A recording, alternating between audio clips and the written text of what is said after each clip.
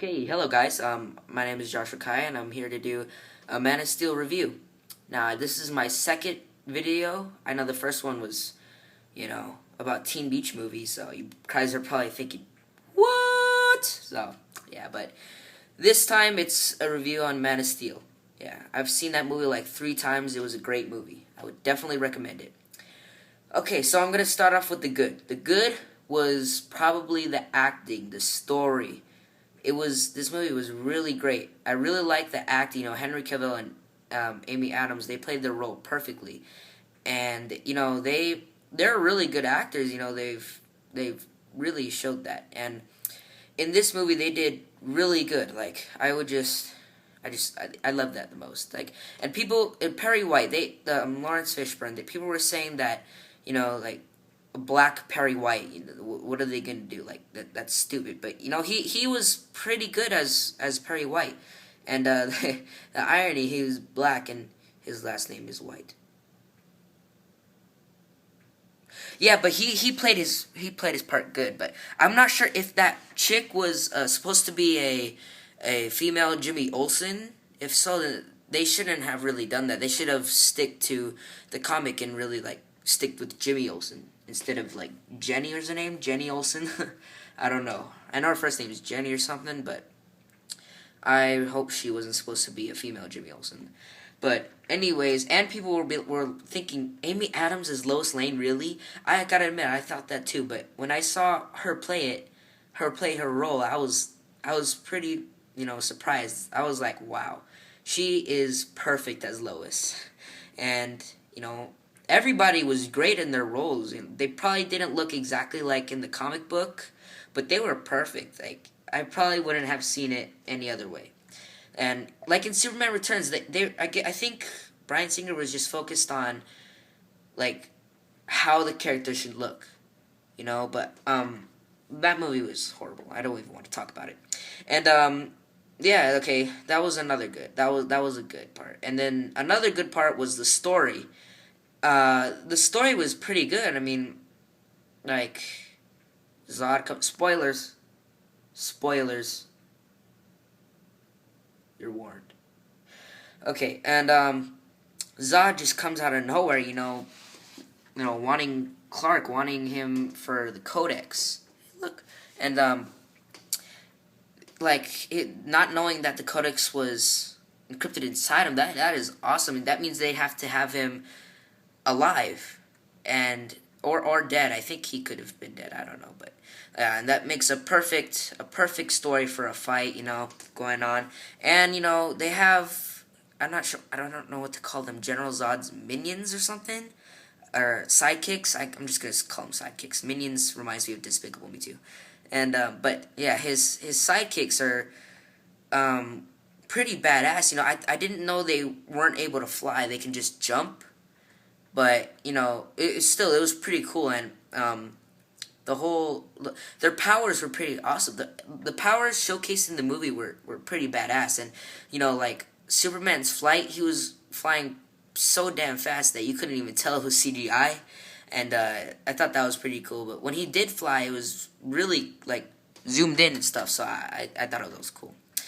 And people were worried about that, like how they would put that in without making it look too fake. But they did it beautifully, and I liked it. So yeah, the powers, the story. Okay, so I'm gonna do the bad. Okay, the bad part was the end fight. Their fight was so exaggerated. Like they had probably the whole entire freaking city. Like it looks like it looks like a nuclear wasteland or something. It looks pretty bad, and yeah, they just exaggerated that. And I think I saw this one YouTube video where it would show like how much time and money it would take to rebuild Metropolis, and that would have taken a long time and a lot of money. And that was really exaggerated. But the fight was badass. Like it was pretty sick. But the chaos it created was exaggerated. Yeah, that was probably the only bad thing about it, except for those things that the ship that it creates, like these like kind of arm things. Yeah, that was weird. Like I saw that, I was like, what? Like it looks like a silver version of a Green Lantern construct, and yeah, but it was pretty cool.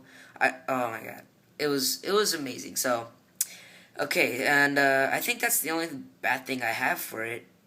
Yeah, that's probably it. And